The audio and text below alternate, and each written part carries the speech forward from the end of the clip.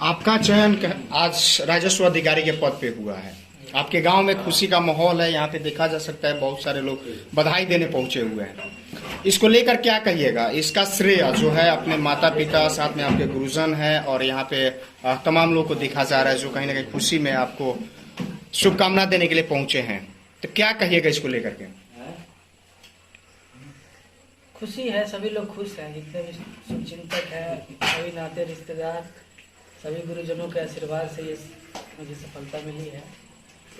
इसका पूरा श्रेय मैं अपने अभिभावकों, अपने माता पिता, अपने गुरुजनों को दूंगा, जिन्होंने विश्वास मुझ पे बनाए रखा और यही उस विश्वास का ही नतीजा है कि इतना देर हुआ लेकिन सफलता प्राप्त हुई। असफलता प्राप्त हुई, कहा जाता है कि बहुत सारी कठिनाइयां आती है, बहुत सारे रास्ते में कहीं ना कहीं रोड़े दिखे जाते हैं।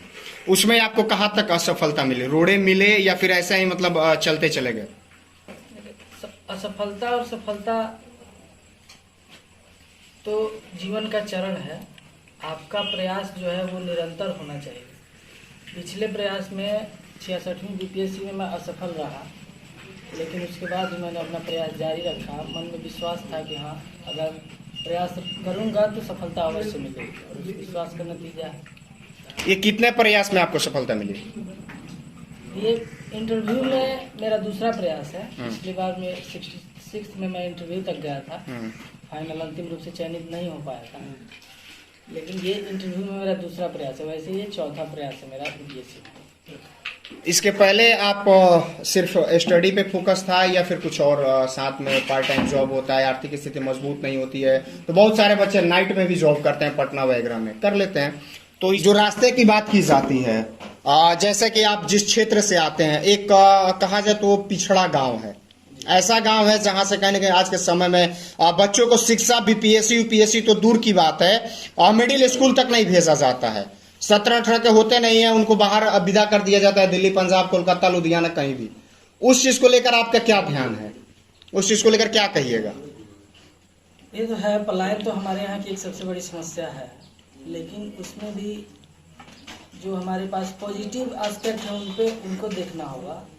हम लोग डिजिटल इंडिया के दौर में जी रहे हैं, तो अब कोई ये नहीं बोल सकता है कि मैं ज्ञान से बहुत दूर हूँ। आपके फिंगर टिप पे दुनिया का सारा इन्फॉर्मेशन अवेलेबल है। इस 66वीं का भी रिजल्ट आप लोग देखेंगे तो इसमें बहुत सारे ऐसे बच्चे हैं जिन्होंने सिर्फ मोबाइल के माध्यम से अपनी पूरी तैयारी मुकम्मल की और आज वे सफल हैं।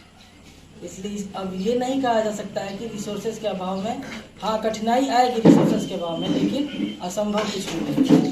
आपने कहा कि ये मेरा चौथा प्रयास था। बहुत सारे बच्चे होते हैं एक आध प्रयास दो प्रयास में छोड़ देते हैं, हताश हो जाते हैं, बोलते हैं नहीं मुझसे नहीं हो पाएगा, चलो कहीं जॉब कर लेते हैं, प्राइवेट वगैरह जॉब कर लेते हैं या आईटी कंपनी वगैरह में जॉब कर लेते हैं।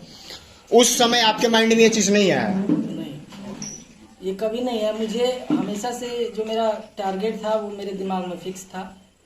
ये था कि जितना देर हो मुझे हासिल नहीं करना है। शुरुआती शिक्षा दीक्षा कहाँ से रही? मेरी शुरुआती शिक्षा दीक्षा में 10वीं तक की पढ़ाई मैंने किसान मजदूर उच्च विद्यालय टारी से की है। उसके बाद प्रारंभिक जो मेरी पढ़ाई थी वो बिना बाल विकास संस्थान भाटी में हुई थी। उसके बाद मैंने 12वीं साइंस कॉलेज पटना से किया है। इंजीनियरिंग मैंने West Bengal university of technology Kolkata से किया है। उसके बाद मैंने गेट का एग्ज़ाम दिया। गेट पास करने के बाद मैंने मोतीलाल नेहरू एनआईटी इलाहाबाद से एमटेक किया है। अभी आप किसी सरकारी पद पे कार्यरत हैं? जी जी। कौन सा? मैं राजस्व और भूमि सुधार विभाग में ही अंचल अमीन के पद पे कार्यरत हूँ। वर्तमान में मैं नवादा जिला के वारसिलीगंज अंचल में पदस्थापित हूँ। तो क्या उस पद से आपको संतुष्टि नहीं थी कि आपको बीपीएससी में आने की जरूरत पड़ गई? नहीं, पद बहुत अच्छा है। उसमें लोगों के बीच में जाके काम करने का मौका मिलता है, लेकिन मनुष्य का एक ये भी है कि उसे हमेशा प्रगति की तरफ देखना चाहिए। जिस पद पे आप हैं हमेशा आपको प्रयास करना चाहिए कि आप उससे ऊंचे पद पे जाएं। तो क्या अभी आपका राजस्व अधिकारी के पद पे चयन हुआ है, इसके बाद से आपका और प्रयास रहेगा ऊपर जाने का? बिल्कुल। यूपीएससी हो गया, आईएएस वगैरह हो गया, ये सब चीज बिल्कुल प्रयास रहेगा। बताइए सर, आपके कहीं ना कहीं आप एक शिक्षक रहे हुए हैं और शिक्षक ज्यादातर देखा जाता है कि अपने बच्चों को शिक्षा के क्षेत्र में आगे भेजते हैं। बहुत सारे ऐसा फील्ड है जिसमें शिक्षक के बच्चे शिक्षक होते हैं, आपके एक्टर है तो उसका बेटा एक्टर होता है। क्रिकेटर है तो उसका बेटा क्रिकेटर होता है, लेकिन आपका बेटा आपसे ऊपर चला गया है। क्या क्या दिल में कैसी मतलब आज समझ में आ रहा है आपको, या फिर रिजल्ट जब आया होगा तब कैसा लगा होगा? हमको बहुत आनंद की अनुभूति हो रही है कि इस मुकाम पर ये पहुंचे हैं। इनके यहाँ तक पहुंचने में हमसे जितना हो सका, जितना मुझे एक पिता को करना चाहिए, मैंने अपनी शक्ति के अनुसार इनको मदद किया हूँ। लेकिन अपनी प्रतिभा को निखारना इनका कर्तव्य था, इन्होंने उसमें निखार लाया। इनके यहाँ तक पहुँचने में सबसे बड़ी भूमिका मेरी माँ और इनकी दादी स्वर्गीय शारदा मिश्रा शिक्षिका का था कि इस परिवार में ये सबसे पहले संतान थे हम लोगों के बाद, तो उनके सानिध्य में इनको रहने का ज्यादा मौका मिला। उसके बाद इनकी माँ को मैं इसका श्रेय ज्यादा देता हूँ कि एक पढ़ी लिखी औरत ही लड़के को अच्छा बना सकती है। और मैं पिता था तो मेरा भी काम था कि बच्चों को कोई कष्ट न हो, इनका मदद करें। और मैंने भरपूर प्रयास किया कि बच्चों को कोई कष्ट न हो, कोई आर्थिक तंगी का सामना न करना पड़े, मैंने किया। और इसका मुख्य श्रेय मैं इनके गुरुजनों को जो आज इनके बीच उपस्थित हैं और अपने इष्ट मित्रों के दुआ के असर को मैं मानता हूँ। इसके चलते ये यहाँ तक पहुँचे।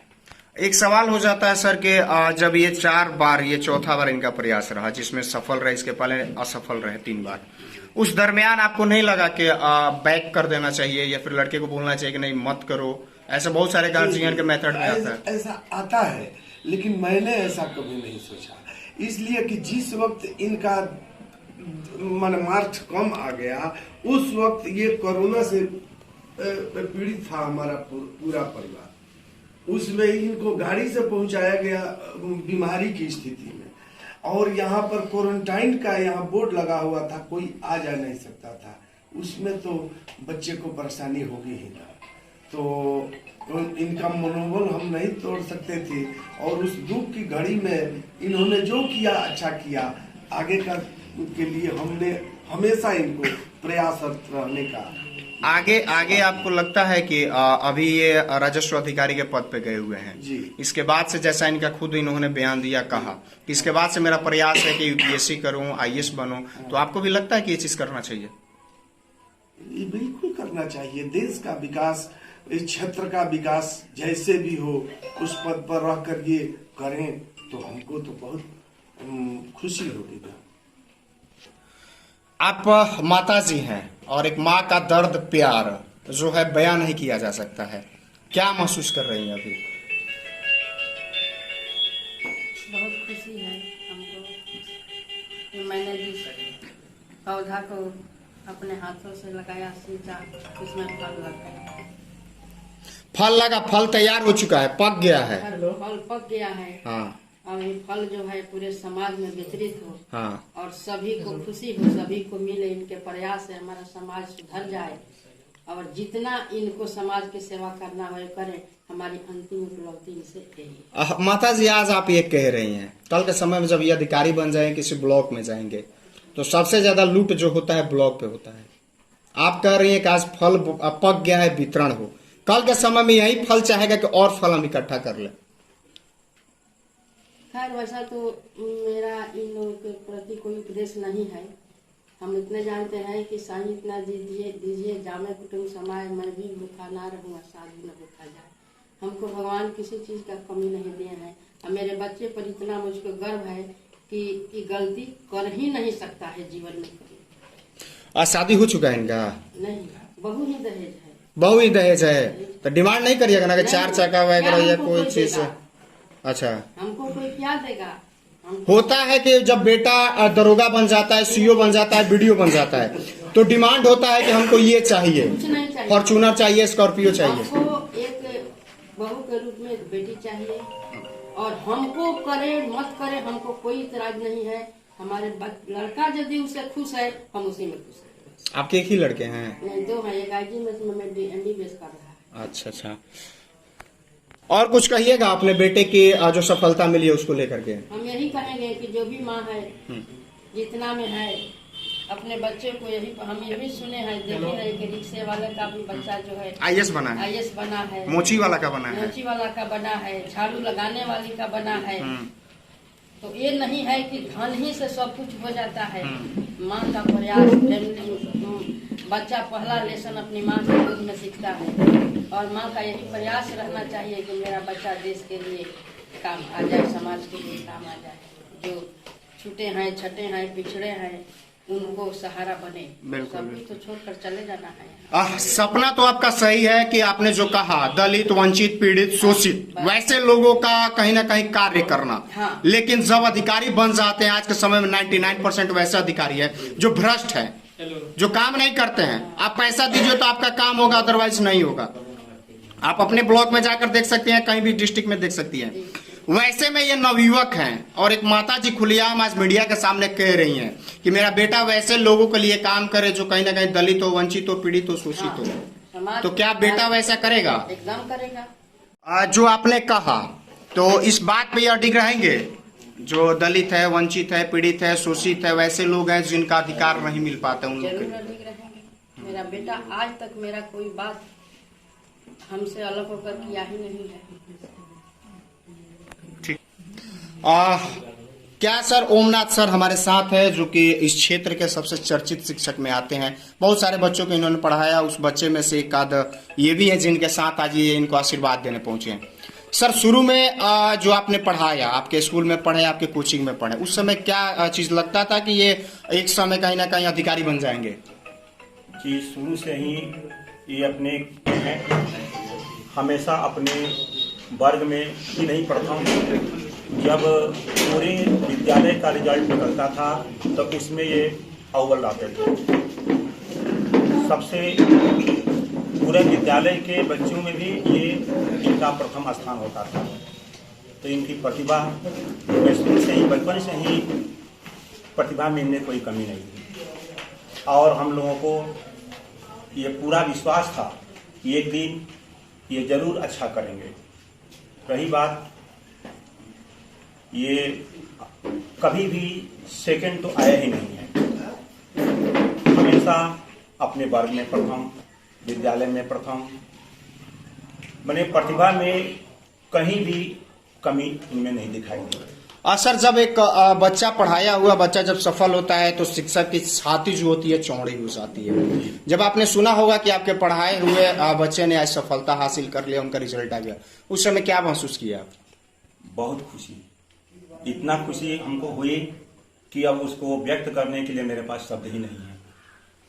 इतनी खुशी, हम इनसे हमेशा कहते थे कि बस मेरे फील्ड में हर क्षेत्र में मेरे विद्यार्थी हैं, बस यही एक फील्ड खाली रह गया है और मुझे आपसे बहुत विशेष उम्मीद है कि मेरा सपना पूरा करेंगे। जिस दिन रिजल्ट प्राप्त हुआ, मिला, हमको खबर मिला, उस दिन भैया भी फोन किए और मैंने जितनी खुशी हमको हुई अब उसका हम कैसे बखान कर सकते हैं। सर एक सवाल हो जाता है जो कि पूर्व में मैंने माता जी से किया कि आप गुरु हैं और आप पढ़ाए हैं और ये सफल हुए हैं। सवाल इसलिए बार बार करना पड़ जाता है क्योंकि बार बार हम लोग भी चाहते हैं, उस चीज को देखना पड़ता है। अधिकारी बने हुए हैं, युवा हैं, अभी बहुत लंबा समय इनका पड़ा हुआ है, धन अर्जन करने के लिए या फिर नाम कमाने के लिए। आज आईएएस अधिकारी हैं के पाठक, नाम कमाए हैं, तो कल नीतीश कुमार जी मन से उनकी प्रशंसा कर रहे थे। बहुत सारे ऐसे अधिकारी हैं जो भ्रष्ट हो जाते हैं। आप एक गुरु हैं और क्या कहिएगा इस चीज को लेकर? मुझे इनके बारे में ऐसी उम्मीद नहीं है कि ये कभी भ्रष्ट हो सकते हैं, क्योंकि इनका संस्कार जिस परिवार से जुड़े हुए हैं, संस्कार में कहीं से भी कोई कमी नहीं दिखाई देती है और आगे भी इनसे यही उम्मीद है। सर क्या कहिएगा, आज सफलता मिली है और सफलता के शुभकामना देने के लिए आप भी पहुंचे हुए इनके दरवाजे पे। आज हमको बहुत अपने आप पर भी गौरव महसूस हो रहा है। आज मेरा छात्र इस मुकाम पर पहुंचा और हमें तो पूर्ण विश्वास था कि यह एक दिन जरूर सफलता इसमें यूपीएससी में तैयारी कर रहा है तो जरूर सफलता इसे मिलेगी। इसके पहले वाले में थोड़ा सफलता लगी थी, इंटरव्यू तक पहुंचे थे, तो हम पल पल की जानकारी लेते रहते थे हमेशा। जब भी मुलाकात हुआ क्या हुआ, कहाँ तक पहुंचे, तो थोड़ा सा लगा। लेकिन हम उसमें भी कहे थे कि निराश नहीं हुआ जा सकता है, तुम जरूर निकाल लोगे। हमको पूरा विश्वास था, आज हमारे विश्वास को यह सही साबित किए हैं। बहुत सारे बच्चों को अभी भी आप पढ़ाते होंगे और बहुत सारे बच्चों को आपने पढ़ा दिया, उसमें से एक सफल छात्र आपके सामने बैठे हुए अधिकारी बन करके। क्या प्रतिभा देखी जाती है सर कि ये बच्चे सफल हो जाते हैं? कुछ बच्चे होते हैं जो निसफल हो जाते हैं, बहुत सारे अलग अलग यानी कि गलत कामों में चल जाते हैं। एक शिक्षक उस चीज को परख लेता है। ये बचपन से ही मेरा भी रहा और इसमें धैर्य, लगन और परिश्रम करने की जो क्षमता थी बचपन से ही, उसी के बदौलत ये आज सफल हुए हैं। और किसी भी छात्र के लिए यह परिश्रम और लगन और साथ साथ धैर्य, असफलता कभी उसको तोड़े नहीं, यह उसको सफलता तक, ऊंचाई तक, लक्ष्य को पाने में बहुत बड़ी भूमिका निभाती है। और इसमें यह शुरू से ही खड़े उतरे, जिसके चलते इनको सफलता प्राप्त हुई। आप दोनों शिक्षक हैं, अभी आप लोग पढ़ा रहे हैं बहुत सारे बच्चों को। जो बच्चे हम लोग के चैनल के माध्यम से देख रहे हैं, उन बच्चों से क्या कहिएगा? हम उन बच्चों से यही कहेंगे कि आप इनको देखिए और इनसे शिक्षा ग्रहण कीजिए, इनसे सीख लीजिए कि असफलता से घबराने की जरूरत नहीं है, बल्कि धैर्य पूर्वक सच्चे मन से परिश्रम यदि किया जाए तो कठिन से कठिन लक्ष्य को भी हासिल किया जा सकता है, इसमें कोई संदेह नहीं। शशिनाथ जी, क्या कहिएगा उन बच्चों से जो बच्चे अभी बीपीएससी की तैयारी में है और जो बराबर असफल हो जाते हैं और वो पढ़ाई छोड़ देते हैं, बीपीएससी हो या फिर यूपीएससी उसकी तैयारी छोड़ देते हैं, उन बच्चों से क्या कहिएगा? उन बच्चों से मेरा यही संदेश है कि जो सबसे महत्वपूर्ण चीज है इस तैयारी के लिए है, वो है धैर्य और निरंतरता। हो सकता है कि तैयारी के दौरान आपको जितनी जल्दी आप चाहते हैं उतनी जल्दी सफलता हाथ नहीं लगे, लेकिन आपको प्रयास नहीं छोड़ना है। अगर आप सच्ची लगन से प्रयास करेंगे, मेहनत करेंगे तो निश्चित रूप से सफलता प्राप्त। आप एक अधिकारी के पद पे कार्यरत है, आपने कोचिंग का सहारा लिया, फिर खुद से सेल्फ स्टडी की है, खुद से पढ़ाई की है? मैंने सेल्फ स्टडी किया है। हिंदी ऑप्शनल के लिए मैंने एक संवाद IAS करके संस्थान है पटना में, वहाँ से हिंदी ऑप्शनल के लिए कोचिंग। तो क्या ऑनलाइन करते थे, ऑफलाइन करते नहीं, थे? ऑफलाइन जाके करता था। तो वो नवादा से पटना जाते थे? नहीं, नवादा जाने के पहले करता था। अच्छा, नवादा मतलब जॉब में आने से पहले करते थे? नवादा मैंने जून में ज्वाइन किया और इसका मेंस एग्जाम जो था दिसंबर जनवरी में हो चुका।